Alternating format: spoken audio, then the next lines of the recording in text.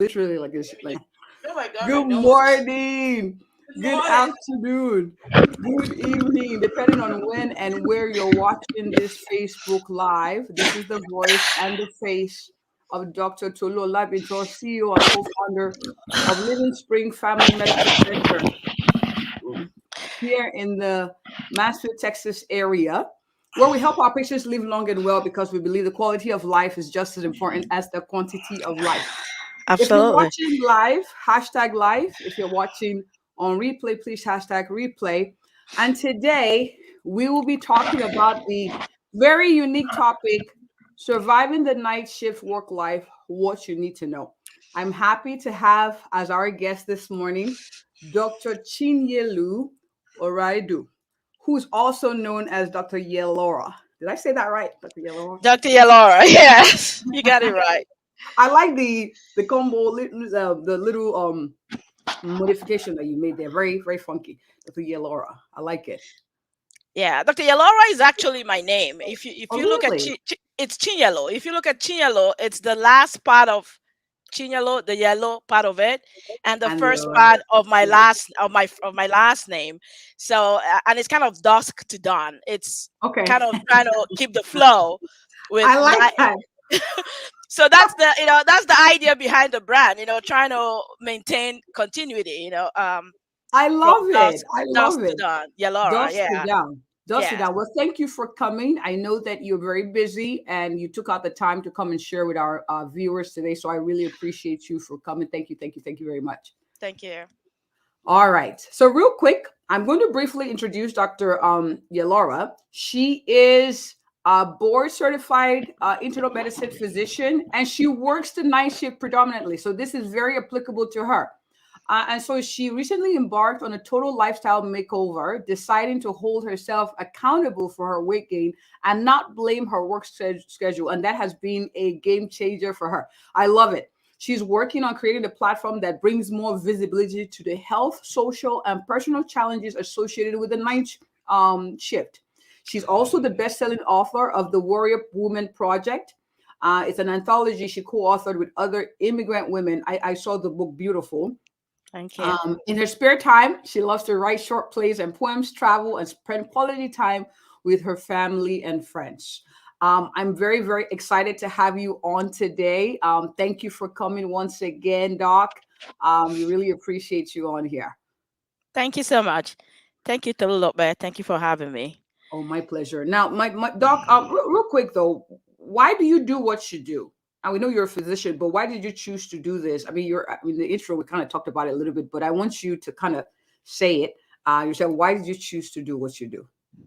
So pretty much, I grew up with childhood asthma. It was something that bothered me when I was growing up as a kid. And if you know the natural history of asthma with kids, it gets worse at night. So I always had nighttime issues. I grew up in Nigeria. I grew up in initially in Nsukka. My father is a professor in the UNN, University of Nigeria, Nsukka. So I grew up in Nsukka. So we had to go to the emergency a couple of times. So this was Mhm. my exposure to the healthcare profession. I had this amazing female physician who took care of me at that time, and so I wanted to be a doctor. That was my natural inclination, being a sick child, a sickly child, Mm. growing up. So through school and all that, I did my schoolwork, and I got into medical school at University of Nigeria. So moving on, I started working as a night physician, not necessarily because I wanted to.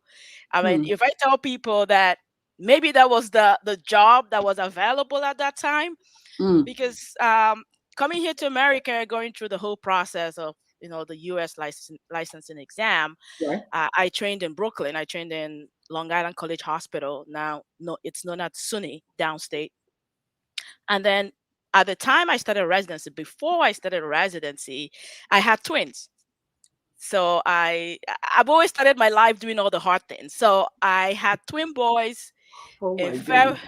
I'm telling you, girl, it was crazy. But I'm just that kind of person. I remain focused, and I think I'm resilient. I just that is just the way I am, growing up as a kid. So I I went into residency with 4-month-old twins in 2006 thereabout. So my kids were very little, and having to like work through residency Mm, training, and wow. all the commute, because I lived in Long Island, I was training in Right. Brooklyn.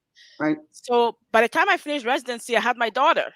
That was, oh my God. I mean, it just happened. I don't know how it happened, but I found out actually during my ED rotation. One of the nurses, gave me like a pregnancy. She said, "Dr. Oraedu, go check yourself out. I think you're pregnant." So, my dear, I had another baby coming in March towards the end of my residency, and so at the time I finished, and then doing the whole FCVS, looking for a Right. job, Right. Right. you know, I mean, the only job I could find was in Connecticut. I live in New York, and it was a night job, and I wanted to go for fellowship. I wanted to do hematology oncology. So everything kind of rolled over, and I just started working at nights. I said I'll do it for 2 years, and I'll go do fellowship. But Mm, seeing how it allowed me to bond with my kids, my okay. young kids, and my husband, works in the city, and my family life, minimized our dependence on having nannies, or caregivers and all that. So I just continued to do it. But I mean, it really cost a lot, my health, my overall Mm, wellness, relationships. mm, So, and of course my mother is like, "Hey, you got to take care of these kids. I took care of you guys growing up. You turned out great. You have to be there for super. your children." Right. Right. So so that was how I started doing night, and I work with residents, and this is working nights as a solo nocturnist out of residency in a big, medium-sized hospital. So I mean, and it was like it's a level 2 trauma hospital, so we had some level of acuity, and I just got out from residency and started doing it. So I grew into the job, Mm, mm, confidence, competence, and over time, as I continued to struggle and I couldn't find resources that could really help me navigate, the rigors of this job, I just said, you know what, I'm gonna create a platform at the right time. I love I'm it. gonna I'm gonna create a platform. And I COVID love it. happened, and when COVID happened, I said, this is the time. Yeah. I love it. I love how it not it appears that you have been called to do this because your life story has been pointing you to this. And so I'm happy that you're able to, through the challenges you've gone through, able to empower others to navigate and thrive even through the night shift work life. So let's start with the questions. What are typical concerns you see for those who work late nights? Like in conversations with those who work, like what are the things that they tend to ask you or say are concerns working nights? So one of the concerns, I mean, I tell people this all the time. I mean, I've worked nights for almost 14 years, is health problems. You're gonna gain weight when you start working nights. If you don't monitor and closely manage your nutrition, the time and what you eat, you likely will gain weight. Night shift Mm, workers have 3 times risk of obesity, being overweight and obese, compared to people who work daytime, right? And right. of course, with the weight gain, it triggers other cardiometabolic diseases, including hypertension, diabetes, and of course, you have to deal with whether it's sleep apnea, hyperlipidemia, high cholesterol and all that. And of course, secondly, you have the sleep issues, sleep deprivation, because the body is built. I mean, God is infinite, God is amazing. The body is built for you to sleep at night. That's why you have a Mm, sleep wake cycle, light mm, day mm, kind of connection. So at nighttime, everything winds down, so you sleep. The melatonin gets released, and you sleep. Metabolism slows down. So for people who work nights, unfortunately, your body needs to stay awake. The reverse happens, and there's suppression of the secretion of melatonin due to the light. You're being awake during the day. So this is the mechanism that actually triggers most of the problems. And of mm, course, with the whole problem with the circadian rhythm, the sleep deprivation becomes a problem with chronic fatigue and mm, increased risk of injury. People are more likely to, some people fall asleep while driving, which is dangerous. I think it's, when you get to that point, I think it's time to stop working nights. if you really find that you cannot stay awake to drive during your journey back home. And of course, night people have risk of social problems. They lose those social interaction due to you're not available to interact, or whether go to parties, or participate in some evening activities, right? And you can also hear people who talk about emotional issues, mental health, irritability, anxiety, depression, and a whole gamut of issues that I just want to create that awareness. That's why I'm doing this too, because I think the more we talk about them, then we can go to the back end to really help people to prevent them. I don't think they can be totally eliminated, right? Um, and that's why I kind of advocate for working nights either on the short term or on a long term basis. I just want to make that clarification because I think that will help people to really, Okay. you know, zero in into the length of What's time. Hmm. Yeah, And one of the things I wanted to emphasize, these are potential risks. So there's an increased risk for these. So one should be more aware of them. They're not absolute risk, because I don't want it to sound like you work night shifts, you're doomed to this, this, this. There's an increased risk. So you have to be a little more sensitive, a little more cautious, right? And we're going to talk about tips. All right. So this is not like a doom and gloom type session, but yeah, those it's are not. things, it's a higher risk.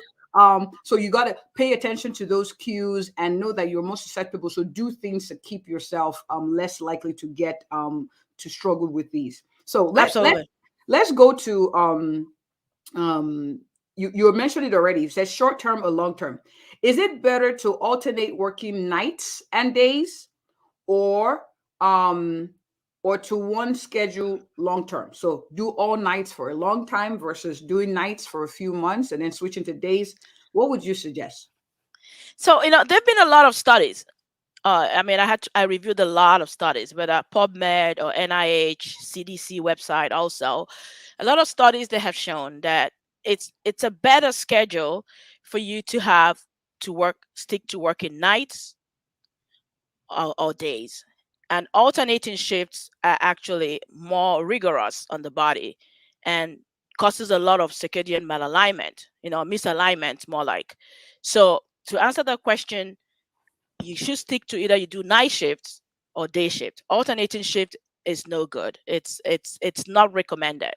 I mean, most studies have shown that your risk of health conditions is higher with alternating shifts Mm, when compared to just doing night shifts. And of course, if I may say this, like you mentioned, these are all studies that computed the risk of night shift workers having this condition. Heightened risk, not necessarily an absolute risk. Okay, because we just need to be cognizant and keep this at the back of our mind when we do our doctor's visits, so that to make sure we screen for certain conditions. okay. And if I may add here too, when you talk about night shifts, most studies have recommended consecutive nights. Mm, Employers should try to clump them together. People do 3 consecutive nights. Actually, three nights is recommended. And of course, they recommended not more than 12 hours at a time. So 3 hours, not more than 12 hours. And this is another interesting point to it, that people should not, that after you work more than 10 years of night shift, your risk is much higher. And this is talking about conditions like breast cancer, right?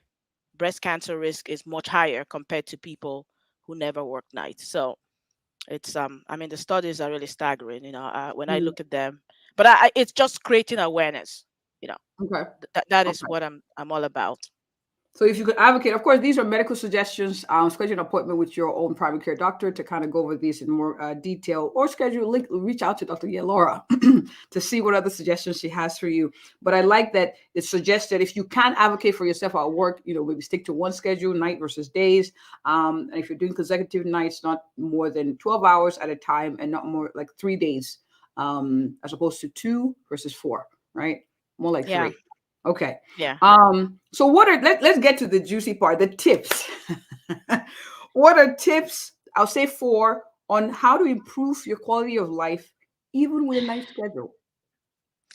You know, since I'm all about lifestyle and obesity, there's so many other topics that I like. Gamut of so many things. Whether you talk about fashion, you talk about money management, but lifestyle and obesity for night workers is my passion. And I kind of picked this topic because of the not just because of the sustainable development goals of the United Nations, which Mm-hmm. deals with wellness for everybody. Mm-hmm. The What I recommend for people who work nights, because the question has always been, can night shift workers be healthy? Mm-hmm. It's always been there. If you put it on Google, it pops up. Can they actually be healthy? And I'm going to say yes or no, because when you talk about health is a gamut of mental health. You talk about your physical health, and that is how United Nations describes a healthy person. So when Right. people do nights because they have to go to school, they have to take care of their family, that Mm-hmm. they want higher income to pay their student loans, you can't just deny that they're trying to do that in order to improve their overall well-being. So tips for working nights, I'm going to go back to nutrition. Nutrition, because the risk of obesity is extremely very high. I emphasize that because what matters now, there have been studies that show that when you eat is actually a better indicator in nighttime obesity, in the sense that eat when the sun is up. Try to minimize eating at night. It's going to be hard for some people who work nights in certain industries that has a lot of physicality to work through the night without eating. Because I kind of practice that, whereby I limit, caloric intake. What I mean is carbohydrates, fatty Mm-hmm. carbohydrate. I limit it at night. After 8 p.m., I limit eating fatty carbohydrate meal, because your body cannot metabolize it. Everything is shutting down, right? So nutrition is number one. Two, exercise, just as recommended for everybody. 150 minutes a week. Try to put it into your normal routine. You get back from work, you get a jump rope. You do. I mean, if you follow me, you see I try to do very actionable, doable exercises that could help night shift workers, even if you don't have a gym. And of course, I have to tell you about smoking. You have to stop smoking if you do. I mean, your risk is higher for so many conditions. So smoking elevates that risk to a to a higher level. And sleep. I mean, it's recommended 8 hours of sleep. A lot of night shift workers don't get up to 8 hours. I can tell you that. Um, Mm-hmm. I mean, more than 6 hours, you should try to get that, but you may have to keep a sleep diary, which is why I'm very big on having a fitness tracker or an Apple Watch or Fitbit, whatever monitors your activity, so that you can put in, the exercise. You can monitor how much you're sleeping, and the duration of your sleep, and all that. So these are like measures, measures that you should take as a night worker, in addition to regular follow up with your physician. I mean, or your healthcare provider. It's very important that you follow guidelines, whether it's cancer screening, whether it's cholesterol, Mm-hmm. thyroid, all those recommended checkups. You should be on top of that. Especially, everybody else should, but people who work nights must. I encourage them to do that on a regular basis. Awesome, awesome. And the truth is, all of the things that you said are not unique to only night shift workers. I hope that's a reprieve for you who's watching, who's like, oh my gosh, it's applicable to those who work daytime as well. But one of the things I also like that you emphasize is the need to go in and get your checkup. So there's an increased risk, but you can catch them with routine checkups, right? Absolutely. Physical exam, getting your mammogram, getting your colon cancer screenings done. So increased risk, but you can, with a regular or routine checkup, you can catch those things before they become an issue. But doc, I have someone who's watching now who's like, no eating past like, but I'm mostly awake at nighttime. Like, how do I push through the schedule? I'm up at night, I'm working 12-hour shifts, and you're telling me I can only eat, I should not, I should only eat, I typically should eat when the sun is up. Like, how do you, what are pointers? Like, you're trying to stay awake, and essentially food is just that thing that just self-soothes while you're at work. What would you say to that person who's watching, who's like, come on, man, give me a break? I know. I mean, nobody wants to hear that. Even when I work with my colleagues, I'm like, we got to stop eating at a certain time. I mean, these are like recent studies, NIH, recent Mm, studies mhm, I reviewed, in the past couple of weeks. Yes, I know that it's hard to stop eating at a certain time when you work nights. Because I mean, the night nurses are the best. I mean, I like my daytime nurses. I do daytime sometimes, daytime shift sometimes, but I like nighttime nurses because they're very good with potluck dinners. Potluck, you come in at 10 o'clock. I It's remember. spread out. It's spread out with spaghetti and everything. So, but I just tell them, can we just eat this before a certain time? I mean, Mm, some people go for 8 o'clock, some people go for 10 o'clock. After 10 p.m., you stop. And if you have to eat through the night, a healthy snack, whether you munch on cucumbers or nuts. I mean, I'm very big on meal plan. You got to plan your meals when you work at night. That is the first thing you got to learn how to do. When you mm, work nights, meal plan. Know what you're gonna eat. Pack your own lunch or your own dinner, whatever you call it. Come to work with your own meal. And just as we tell our kids, you remember when kids go to school, young kids, you have snacks and everything for them. You tell them when to eat it. When you have snack time at 10 o'clock in the morning, you eat this. Lunchtime, this is for lunch, and then you're gonna eat this for after school. That is the same mindset when you for everybody, especially when you work at night. You just get yourself into it's all about intentionality. I think that's the I word that agree. I Hmm. have to use. It's You got to be intentionality. intentional. So when it's 10 o'clock, you can have snacks. And that's what I'm trying to, emphasize a lot. Because one of the problems with nighttime work, that and this is also part of the problem why there's a lot of obesity. There's no access to food. Lack of accessibility to healthy food at night Mm, contributes to obesity. I mean, mm, I've worked at hospital. My hospital at 7 o'clock, the cafeteria is closed, 7 p.m. But you have people who work round the clock in hospitals. So you can see that the system, there's some system based issues that mm, mm. contribute to nocturne, night shift workers' obesity that we'll probably have to address along the Mm. line, and which is why my forum and my platform is for individuals and also for employers. We need to Awesome. we need to have this Awesome. conversation. Yeah, absolutely. And for those of you who are watching, these are tips you can use to advocate for yourself at the workplace. All right, ask, can I have access to this so I'm better able to be present and be healthy and keep working for you. So be an advocate for yourself. I like how you said, lunch or dinner, whatever you call it, because at nighttime it could be. I mean, I call it lunar. That's what I call it. It's somewhere in the middle, lunch and dinner. So it's a Right. lunar. It's a lunar for me. Yeah. Now, one more question because we're running out of time, but I wanted to ask this question because I have someone who's watching who's like, Doc, you're saying after a 12-hour shift, you want me to come home and exercise? Are you nuts? What would you say to that, Doc? Like, how can we, are there little tips, hacks, maybe while at work, where we can kind of get our exercise in so that when we get home, we can just go straight to bed, Doc? I recommended 10,000 steps a day. That's what most people do. And that is roughly about 4 miles. The problem with night shift work is that studies have shown that night shift workers are extremely very sedentary. They don't really move around during their Mm, shift. So this is a heightened this, I mean, it puts them at a heightened risk due to lack of physical activity and movement and all that. So what I tell people that have when they say, oh doc, how can I exercise when you get home? I mm, tell them, if you can do it every day. I mean, think about it. Exercise releases endorphins. yes. When you exercise, you know, it really, I mean, it's massive release of endorphins that help you to sleep better. And Happy that is home. why the Mhm. happy hormone, right?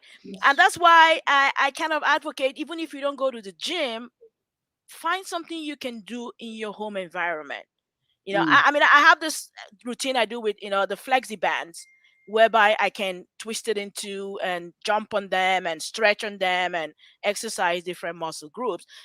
I do advocate that, and which is why I think the best remedy to combat night shift obesity is diet, whether it's mm, caloric cycling, whether it's time restricted eating, mm. because a lot of people just can't exercise after work, just like Yeah. the lady you just mentioned to me. So if you can exercise, you got to cut down what you eat. That Mm. that that is the nature of it. That is how we get the balance.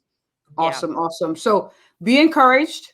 You can work or exercise on their time. Get your 10,000 steps while at work. There you go. So when you get absolutely. home, you already done it. Okay. But this has been so enlightening. Thank you so much, Dr. Yel'Ora, for coming and for sharing your wisdom and so many gold nuggets here. Please share. Please share. Sharing is caring. If you know anyone who actually works night shift, forward this video to them. Share it with them. I think they'll be very, very appreciated that you thought of them.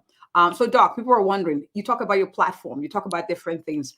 Where can people find you to connect with you as a speaker? Maybe come see you when you're working, or Of to course. connect with you to come have them speak, have you speak there on their platform. Doc, where can people find you? Oh, thank you. Thank you. That's a very essential question. Thank you. So, for you to connect with me, you can find me. I have a website. I have a brand new website, and it's www.dr. Dr. Yel'Ora, Dr. Yel'Ora, YELORA.com. So the website is brand new. It answers all the questions, all the services that I provide. Mm, You can find me on Instagram too. On Instagram is Dr. Yel'Ora, MD.